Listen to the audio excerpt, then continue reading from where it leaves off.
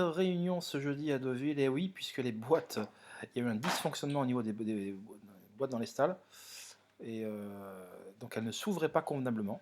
Et de ce fait, bien, la réunion a vraiment commencé à 2h30 avec la course à réclamer. Bon, là, il n'y a pas eu de souci.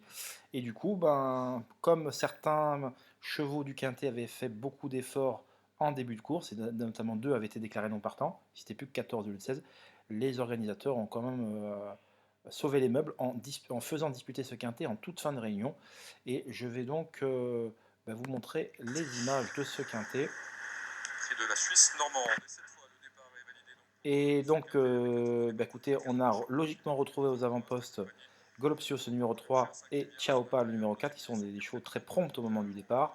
Alors Golopsios restait sur une victoire dans le quintet référence, et il était sur le coup de 5,5 kg de pénalité, 4,5 kg pardon, et il est solidement installé en tête à ce moment-là. Ciaopa, qui venait de gagner dans une classe 1 relevée et qui venait lui-même d'être remonté de 3 kg sur l'échelle de poids, est à son extérieur. Et au niveau des trackings, il n'avait rien à envier à Golupsius si on comparait les 1300 mètres de Deauville avec les 1300 mètres de Chantilly. C'est ce que j'avais expliqué dans ma vidéo à mes souscripteurs en exclusivité. J'étais le seul à parler de ça. Et finalement, Ciaopa, ben voilà, les chronos veulent dire quelque chose, et Ciaopa, eh bien, s'est imposé à la cote de 11 euros. Golupsius donc est toujours en tête. On se dit là, il va repartir, il va être dans le coup. Mais Ciaopa vient facilement à sa hauteur avec des ressources. Malinogva est bien cadencé dans leur sillage, tandis que Bakilid commence à rendre l'âme côté corde. Gaillard vient comme pour disputer activement l'arrivée, et finalement va rester un petit peu là. Chaopa prend inexorablement la mesure de ses rivaux à 100 mètres du poteau. Si Yuping viendra terminer très convenablement à la deuxième place au dépend Malinova. Quant à la quatrième, elle revient à Major O, qui s'est pleinement réhabilité en la circonstance. Lui, dont l'entraîneur était quand même assez confiant avant le coup, même s'il avait une cote d'outsider, c'est le numéro 2. Et quant à Golopsios, il restera d'un rien pour la cinquième place aux dépens de Wonderboy, qui avait jeté son feu quelques heures plus tôt dans le quintet, qui avait été déclaré non partant, enfin dans la course qui finalement a été neutralisé rapidement.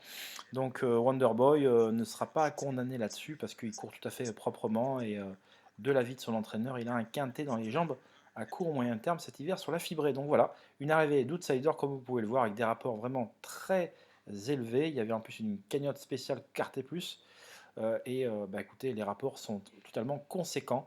Et Ciaopa confirme sa très très grande saison. Un grand bravo à Cédric Boutin, qui en a fait vraiment un élément de qualité sur les sprints.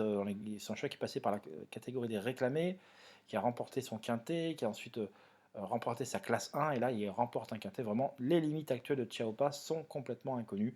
Et au niveau des chronos, je le répète, il n'avait rien à envier à ses adversaires du jour. Bravo à lui. Donc on se retrouve pour d'autres informations, d'autres débriefs. Je vous souhaite une excellente soirée. On se dit à très vite. Bye bye.